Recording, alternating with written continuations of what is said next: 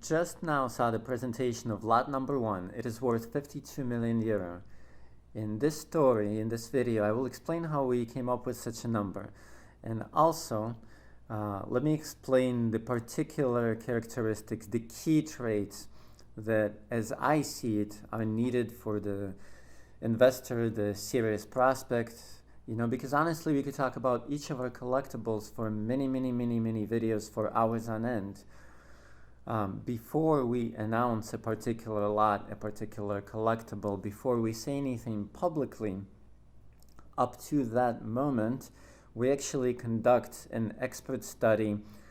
Before we talk about expert studies, before we talk about the prices, we have a lot of discussions, we do a lot of research, we do a lot of coordination with authorities and specialists in that particular field. So, in this video, I'm only going to point out the key facets and aspects. And here's the first facet. And it tells us that all of Chinese art, especially these particular statuettes that you just saw, will only grow in price and investment capacity and financial characteristics. The demand for them will continue to grow, right? People will seek them, they will look for them, they will want to acquire them. Because serious collectibles like these is this. China is going upwards, onwards and upwards, steeply.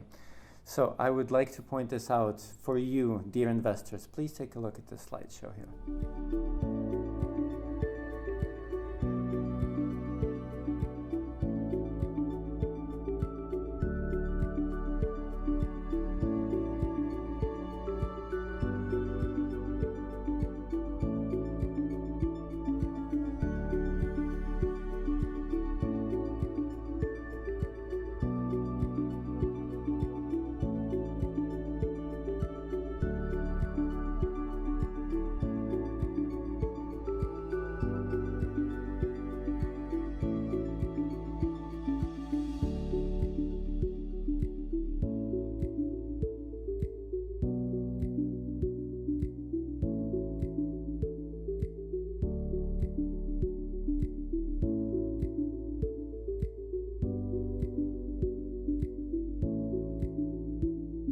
Alright, for the serious investor, for the prospect to better understand and familiarize themselves with the essence of these Chinese statuettes, and with the story that has to do with increasing the financial indicators and the financial capacity, I would like for you to read this particular article, Word Abuse, and it tells us what the statuettes are about and what their financial potential really is, comparing it to history.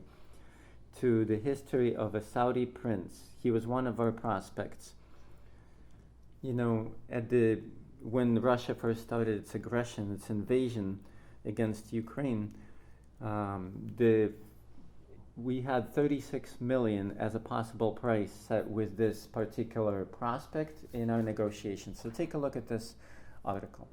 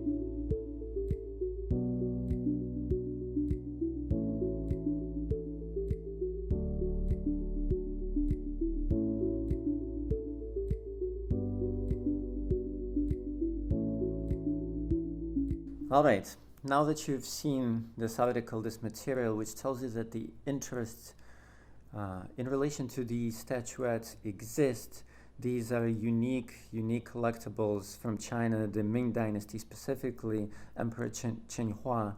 We see that the interest exists, and it also goes to tell us that the potential exists and there are other buyers, right? Because we've published information about these statuettes. This was in February, basically, of 2021.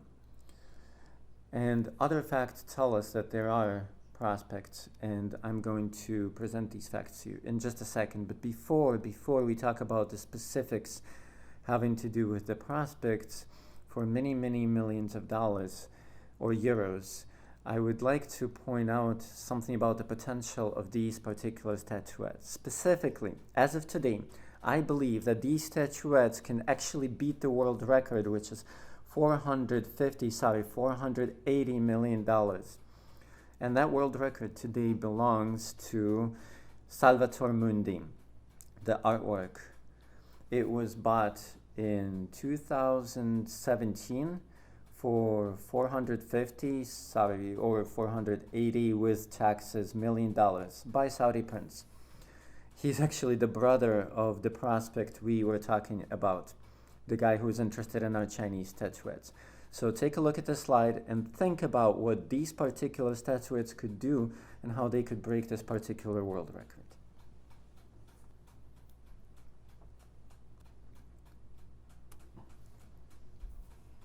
All right, the World Art News article is rather convincing when it voices the price, 36 million euro.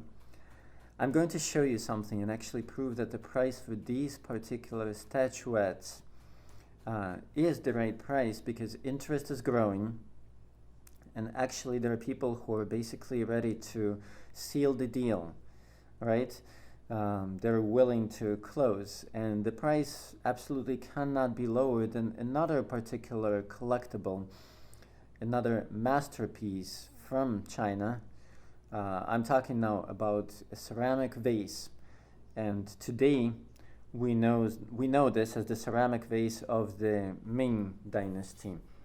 Actually, I'm sorry, the Qing Dynasty, of course. That's 1711, and it was bought for over $80 million.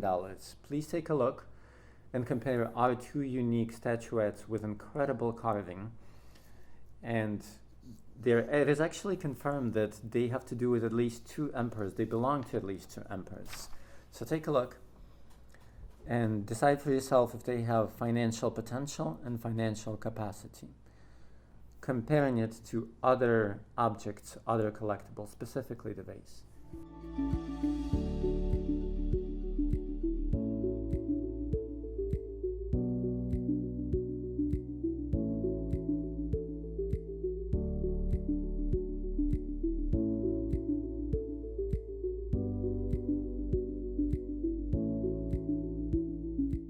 There's an incredibly important point here, specifically having to do with that they belong not just to the Ming Dynasty, but actually emperors, specifically to the palace and the nobility, relatives of the emperor's family. We have Chinese characters here, and you saw them, right? And it is the first fact that indubitably proves that these statuettes have to do with the Ming Dynasty and to the epoch of the Ming Dynasty, and specifically that they belong to the emperor's family, the royal family, and to the epoch of Emperor Chenghua. The second really important point has to do with how I acquired these statuettes. Actually, I bought them in 2000 from an officer, or actually from the descendant of an officer who captured and took captive the last emperor, Puyi. Please take a look. Please take a look at these facts.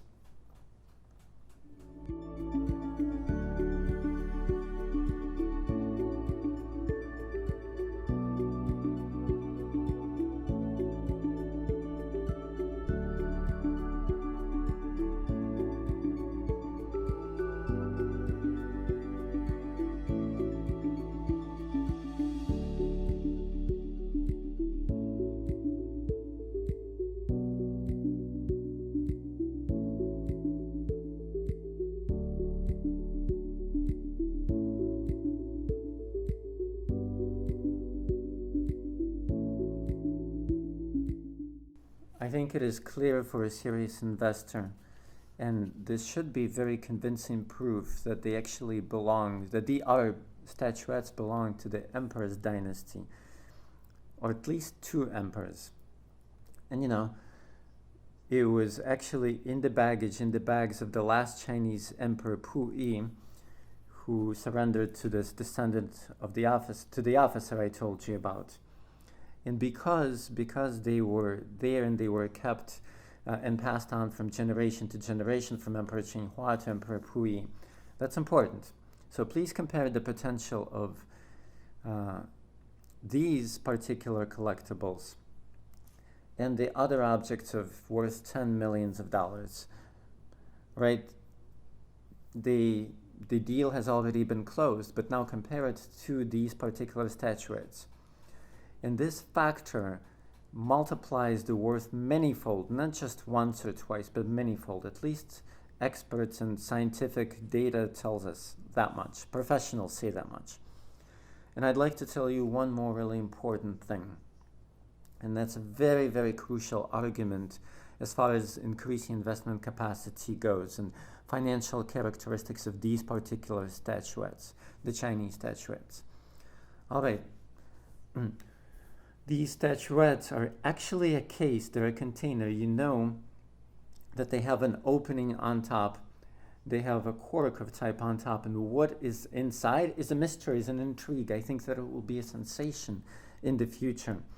We do not know what's contained inside, and once we discover this, it will open new information to the world and a mystery to the world, and it will definitely go a long way to grow the financial capacity of this. And we'll do this either individually, or we will offer for the new buyer and prospect to actually open these statuettes, or they in turn will actually offer to us to carry out this particular ceremony in order to increase the worth and the price of these statuettes. If this deal, for example, is sealed for 52 million, then obviously that's the prerogative and the right of the new owner, and we're willing to help that owner increase their capital after the deal is closed. All right, I would like to give you a slideshow, to present a slideshow, and the slide actually goes to say what exactly is on these statuettes, and it shows you the openings, and it tells you that they are a container.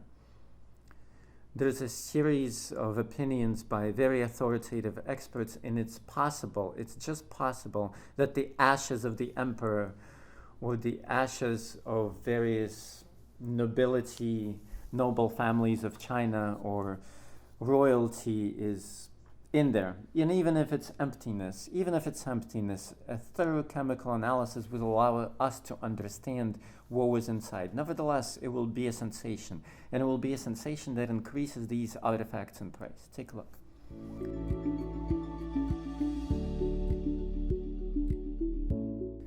All right, now I would like for the investor and the buyer to take a look at this, or just an interested party. Is there any counterpart? Is there something similar, analogous in the world? We're talking about our ivory statuettes, right? Does something like that even exist? Okay, there is something similar. It's in the Smithsonian Institute in the US. And as we believe, and according to various experts, is actually not as attractive as our statuettes. Specifically, let me explain. I've gotten a lot of letters during this time. I'm just going to point out to you the main factors of why this is. First of all, the statuette at the Smithsonian Museum, you'll get to see it in a second. Or actually take a look, and then I will characterize that particular statuette compared to ours.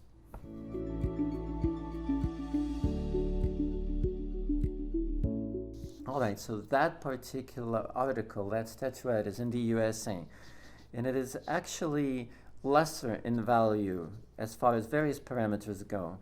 It is large, and many people say, oh, look at the carving, look at the beautiful fine carving compared to your statuette. Ladies and gentlemen, for people who are actually experts and for people who know the technology of how carvings or statuettes, ivory statuettes are rendered, if people understand, please go and consult with an expert, because the number of carvings, the number of design per square inch or per square centimeter is what matters. Obviously, if you have a bigger square area, you'll have a lot more designs and carvings. It's much simpler, much easier. It's the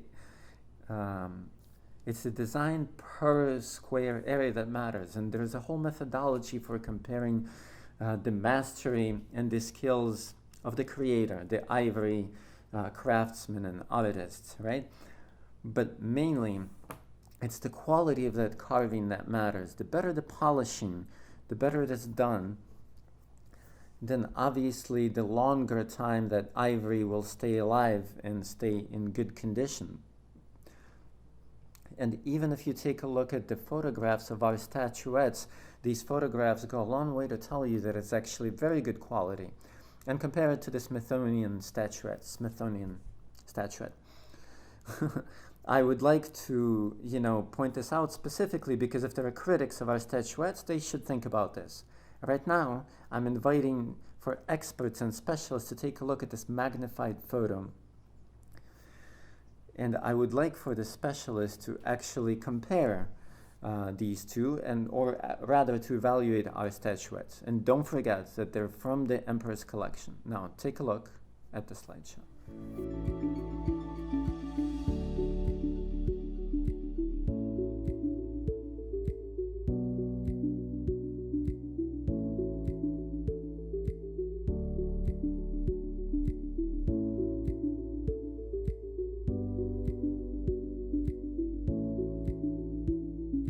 If we compare it to the Smithsonian statuettes, our statuette actually has Chinese characters. This is an amazing advantage. It cannot be argued for people that are professional evaluators or ex-Chinese experts or just experts in general. You see, if you have a certain stamp, is a big difference, right? Threefold, if an object has a stamp, its value goes up threefold, fivefold, etc. So just in the same way, if we have Chinese characters on statuettes and the fact that the Smithsonian statuette does not have these Chinese characters, it can't even compare, honestly, as far as the two artifacts, the two collectibles go.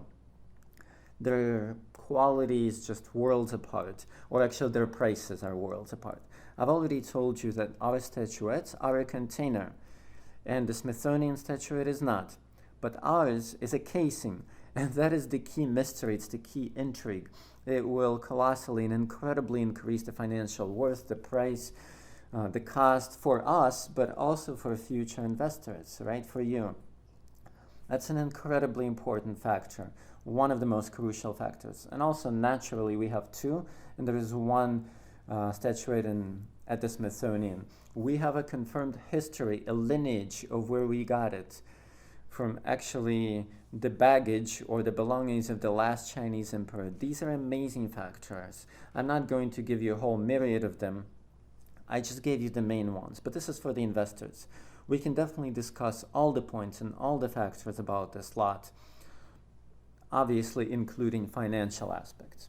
All right, now let me get to the lineage, the historical, the timeline. I think the timeline is super important here because if you're wanting to increase your capital, that's important. So the cost is 52 million euro. If you have such an investment capacity and if you would like to increase and multiply this money, let me explain this. In February of 2021, I first published information about these statuettes and the pricing. I believe it was $18 million. No, I'm sorry, 10 million euro is what I published. That was the first information ever announced. And right away in March, so I published it in February. In March and April, we actually had the few first inquiries. And in May, I had a letter. Let me show it to you. And this is an important indicator, actually. It tells you what was happening, right? One of my good friends actually told me that he had several prospects willing to acquire these statuettes. We made a proposal. We had the pricing at that moment. It was 18 million euro. So take a look. As proof, it's just a screenshot from this correspondence we had.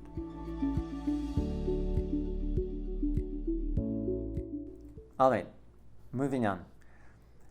In July of 2021, I met Mr. Mahmoud.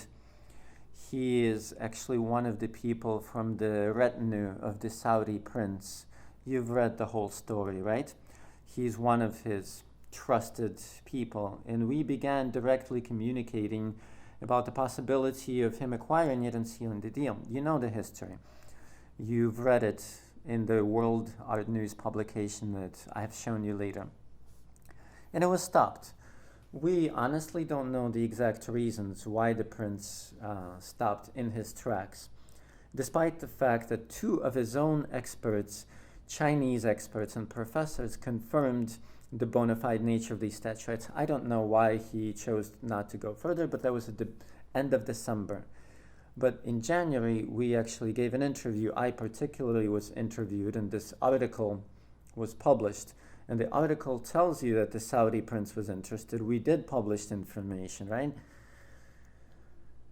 You know, so this was just objective information, and we were respectful. But other people, other potential and interested buyers got in touch with us. There was one really important person in Russia. I can name him if I wish, but for right now, as proof, I will show you just the correspondence. This is a screenshot of a person who actually began that correspondence, began that potential collaboration and possible deal with us. But he was actually a Kremlin person, you know. He was from the retinue of Mr. Putin, a rather famous, eminent person. Take a look.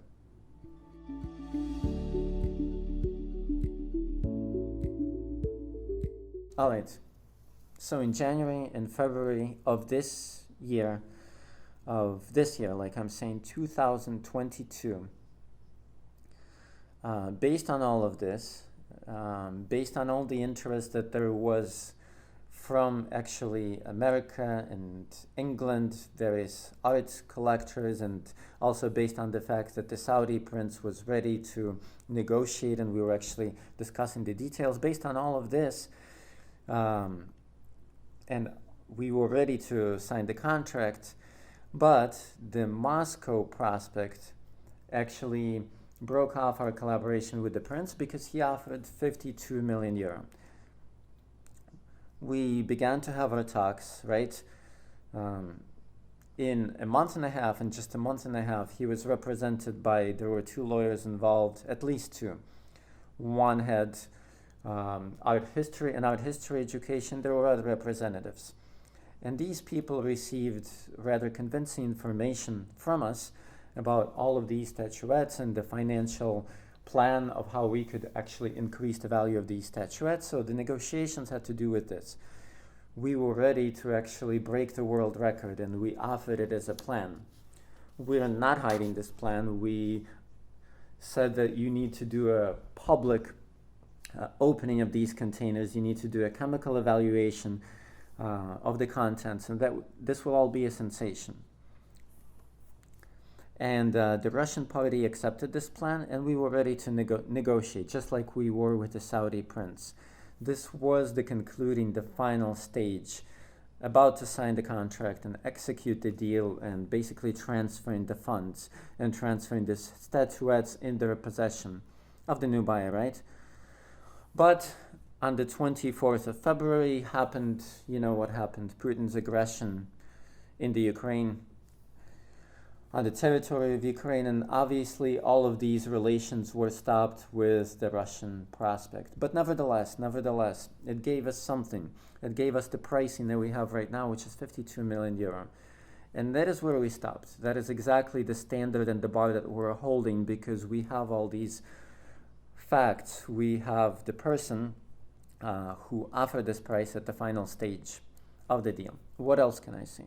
What else would I like to say?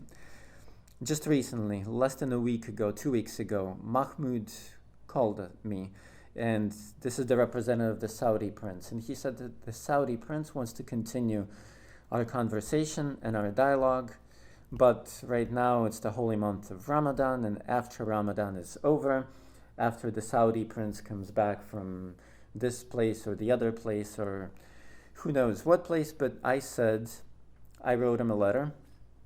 I said that we're open, but we're not going to wait for any particular prospect. We're actually starting our auction. We are publicly announcing this project for 52 million euro. And we would like for this money to actually go as charity to help Ukraine in this particular situation. It will go to help Ukraine and to support the Russian opposition. And we're very confident that these statuettes will have incredible interest, not only on the part of the Arabian world, but also from other prospects. And let me actually show you something else. I will show you Mr. Mahmoud, and once again, he may show his face, and we'll publicly announce this. But take a look at my friend Mahmoud, and he's one of the prospects. And he knows this particular new price of 52 million euro.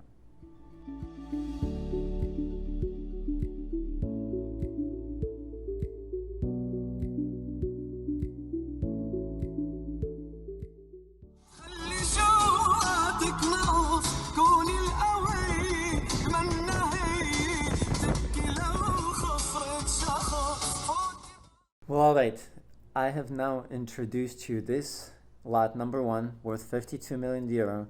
It is a unique masterpiece of ancient China. It belongs specifically to Emperor Chenghua, or from his age. It's 2 unique statuettes made of ivory. We are absolutely certain that the potential value of these statuettes can break the world record of $450 million, which, was set by Salvatore Mundi, as I've already mentioned. And we are willing to help this new buyer take this journey together, and we're sure that this is very, very promising, and you yourself can see this for yourself in the very, very near future.